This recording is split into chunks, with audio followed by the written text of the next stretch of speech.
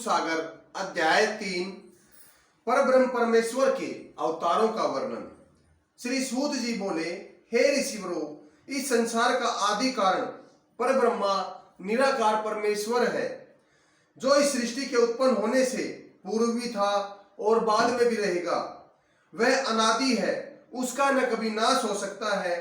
जब महाप्रलय होने के पश्चात उसको फिर से सृष्टि रचने की अभिलाषा होती है, तब फिर वह अपनी विराट माया रूप को धारण करके क्षीर सागर में शेषनाग की शैया पर शयन करते हैं। उनके नेत्र, सिर, कान, भुजा और चर्म आदि इंद्रियां हजार हजार की संख्या में होते हैं। उस समय उनकी नाभि से कमल का एक फूल उत्पन्न होता है, जिसके 4 मुख वाले ब्रह्मा जी उत्पन्न हो जाते हैं, जो 14 भुवनों का निर्माण करते हैं। जिस समय पृथ्वी पर दुष्टों और पापियों द्वारा बहुत अधिक पाप किया जाता है, बेसहारा तथा स्त्रियों पर अत्याचार किया जाता है, उस समय वे ही पर ब्रह्म परमेश्वर के रूप में अवतार लेकर दुष्टों व पापियों का संहार करके पृथ्वी का भार उतार कर अपने भक्तों की सहायता करते हैं।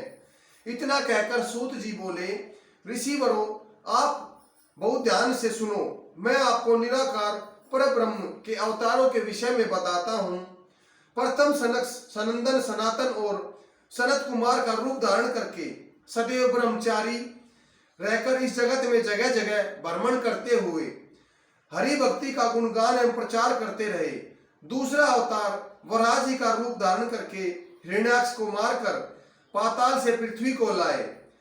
तीसरा अवतार चतुर्भुजी यज्ञ पुरुष का रूप धारण कर राजा महाराजाओं के यज्ञ धर्म का सच्चा मार्ग दिखाकर उनका उद्धार किया।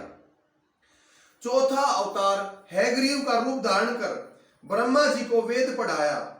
पांचवा अवतार नारायण का रूप धारण कर बद्री का आश्रम में विराजमान होकर इस संपूर्ण जगत को तप मार्ग के विषय में बताया। छठा अवतार कपिल देव मुनि का रूप धारण कर अपनी जननी माता देवहूति को सांख्य शास्त्र के ज्ञान की शिक्षा दी। सातवां अवतार अत्रि मुनि की पत्नी अनुसुईया के यहाँ दत्तात्रेय जी का रूप धारण कर राजा अलर्क और प्रहलाद को ज्ञान की शिक्षा दी। आठवां अवतार ऋषभ देव जी का रूप धारण कर समस्त जीवों को जड़ पदार्थों का ज्ञान बताया। नवा अवतार राजा पृथु का वेणु के शरीर का रूप धारण कर पृथ्वी रूप गौ को दूकर समस्त प्रकार के अन्न के एवं औषधियों को इस संसार में प्रकट किया। 10वां अवतार मत्स्य का रूप धारण कर राजा सत्यव्रत को ज्ञान दिया और उपदेश दिया, उनका उद्धार किया। 11वां अवतार कछुआ का रूप धारण कर समुद्र मंथन के समय मंद्राचल नामक पर्वत को अपनी पीठ पर धारण किया। 12वां अवतार धन्वंतरी का रूप धारण कर अमृत कलश दिया एवं वैदिक शास्त्र का ज्ञान उत्पन्न किया।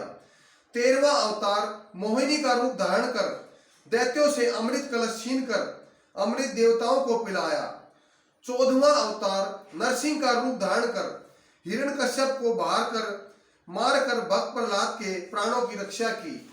15वां अवतार वामन का रूप धारण कर राजा बलि से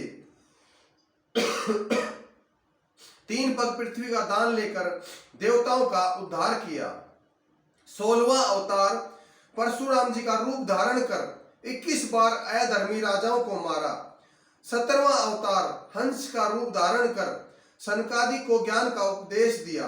18वां अवतार हरि का धारण कर मगर से गज को बचाकर उसका उद्धार किया।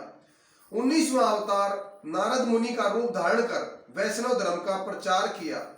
20वां अवतार श्री रामचंद्र जी का रूप धारण कर रावण एवं कुंभकर्ण को मारा। 21वां अवतार श्री वेद व्यास जी का रूप धारण कर वेदों, श्रीमद् भागवत आदि 18 पुराणों एवं महाभारत की रचना की। 22वां अवतार श्री कृष्ण का रूप धारण कर कंस को मारा। कलयुग के प्राणियों को भवसागर से पार उतारने के लिए सैकड़ों बाल लीलाएं की और धर्म की मर्यादा के बारे में सबको अवगत कराया।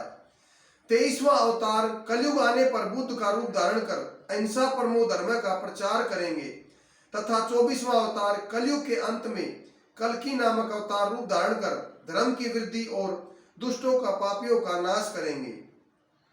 इस समस्त अवतारों में श्री कृष्ण जी का 24 कलाओं से परिपूर्ण समझना चाहिए। भगवान परब्रह्म परमेश्वर ने यह समस्त अवतार धर्म का मार्ग बताने के लिए, इस जगत के प्राणियों का उद्धार करने के लिए धारण किए हैं।